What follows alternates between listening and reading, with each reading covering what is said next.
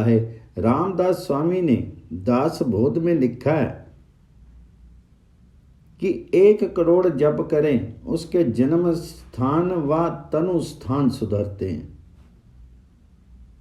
जन्म कुंडली में 12 घर होते हैं और ग्रह 9 हैं। जिनका तनु स्थान सुधरे उसको आरोग्य प्राप्त होता है और अंतकाल में भी उसको कोई महारोग होता नहीं है। 2 करोड़ जप करें उसे द्रव्य सुख मिलता है और वह कभी दरिद्र होता नहीं है। जो 3 करोड़ जप करता है वह जो काम हाथ में ले वही प्रभु कृपा के सफल होता है। उसका पराक्रम सिद्ध होता है और उसे यश कीर्ति मिलती है। उससे तीसरा स्थान शुद्ध होता है। 4 करोड़ जप करने वाले को संसार का सुख मिलता है। 5 करोड़ जप करे तो उसकी बुद्धि में ज्ञान स्फुरित होता है। ज्ञान प्रयत्न मात्र से विशेष रूप से मिलता नहीं। प्रयत्न करने से, पुस्तकें पढ़ने से मात्र शब्द ज्ञान बढ़ता है। जगत में ऐसा दिखता है कि जिसका शब्द ज्ञान बढ़ता है उसके अंदर अभिमान बढ़ जाता है। अभिमान बढ़े तो समझो कि वह ज्ञान नहीं, ज्ञान का आभास मात्र है। ज्ञान तो परमात्मा देते हैं। गीता जी में आज्ञा की है, मता स्मृतिर ज्ञानम औपनहनम च। अर्जुन ने जब बहुत तर्क की बातें की तो प्रभु ने कहा, अर्जुन ये तर्क की बात छोड़ दो, ज्ञान मैं देता हूं, ये मेरी कृपा से मिलता है। प्रभु की कृपा प्रभु के नाम जप से प्राप्त होती है। संतों का चरित्र पढ़ोगे तो ज्ञात होगा कि वे किसी के घर पढ़ने नहीं गए थे। ब्रज भक्तों को ज्ञान किसने दिया था? मीराबाई और नरसिंह मेहता किसके घर वेदांत पढ़ने गए थे? पंडित तो पुस्तक पढ़ करके बोलते हैं और संत महात्मा संत परमात्मा का दर्शन करते करते बोलते हैं। पंडित तो पुस्तक के पीछे पड़ा हुआ है, परंतु जो परमात्मा के पीछे पड़ा है उसे सच्चा ज्ञान प्राप्त होता है। सच्चा ज्ञान परमात्मा के नाम जप से मिलता है। जिसने प्रभु का नाम 6 करोड़ जप किया है उसके अंदर के शत्रु धीरे धीरे मरते हैं। शत्रु बाहर कोई नहीं, शत्रु तो अंदर बैठा है। मेरा शत्रु जगत में नहीं, मेरा शत्रु मेरे मन में है। मन में रहने वाला काम शत्रु है। मन में रहने वाला अभिमान शत्रु है। मन में रहने वाले राग द्वेष ये शत्रु हैं। 7 करोड़ जप करने वाले का 7वां स्थान सुधरता है। वह स्त्री हो तो इनका सौभाग्य अखंड रहता है और यदि पुरुष हो तो उसे 7वें स्थान में स्त्री सुख अतिशय मिलता है।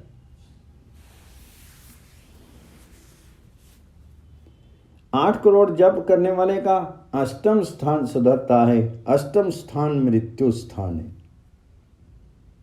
उसका मृत्यु स्थान सुधरता है, मृत्यु सुधरती है। अब मृत्यु टलती है। वह घर में खटिया में हाय हाय करता मरता नहीं है। भगवान उनको अंतकाल में गंगा किनारे या जमुना के किनारे बुला लेते हैं। इसकी मृत्यु किसी तीर्थ में होती है, पवित्र अवस्था में होती। 9 करोड़ जप करने वाले को स्वप्न में देव दर्शन होते हैं। वह जिस देवता के मंत्र का जप करता है उस देवता के सगुण स्वरूप का उसको साक्षात्कार होता है। 10, 11 और 12 करोड़ जप करे तो संचित, क्रियमान और प्रारब्ध इन तीनों का भी नाश होता है। उसका प्रारब्ध कुछ रहता नहीं है। और 13 करोड़ जप करे तो फिर सियावर रामचंद्र की जय, उसे भगवान जी का साक्षात दर्शन हो जाता है।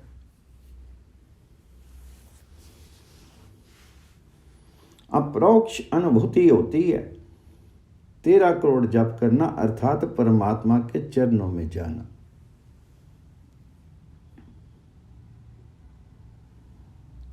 जब संचित क्रियामान और प्रारब्ध को क्षय करता है, पूर्व जन्म के पापों का क्षय करता है, जब का फल तत्काल देखने में न आवे तो मानना चाहिए कि पूर्व जन्म के पाप अभी बाकी हैं और उनका नाश हो रहा है। विद्यारण्य स्वामी के चरित्र में आता है कि उनकी आर्थिक स्थिति बहुत शोचनीय थी। इससे अर्थ प्राप्ति के लिए इन्होंने गायत्री मंत्र के 24 पुरुष शरण किए, परंतु कोई फल देखने में आया नहीं। इससे अंत में इन्होंने संन्यास ग्रहण किया। उस समय उनको गायत्री माता का दर्शन हुआ। माता ने उनसे वरदान मांगने को कहा। विद्यारण्य स्वामी ने कहा, माता जी, जब आवश्यकता थी तब तुम नहीं आई, अब तुम्हारी क्या जरूरत है, परंतु ये तो कहो कि उस समय तुम तुरंत क्यों नहीं प्रसन्न हुई। तो गायत्री माता ने कहा, तू तनिक पीछे नजर कर। विद्यारण्य स्वामी ने पीछे देखा तो उन्होंने 24 पहाड़ जलते देखे। उनको आश्चर्य हुआ।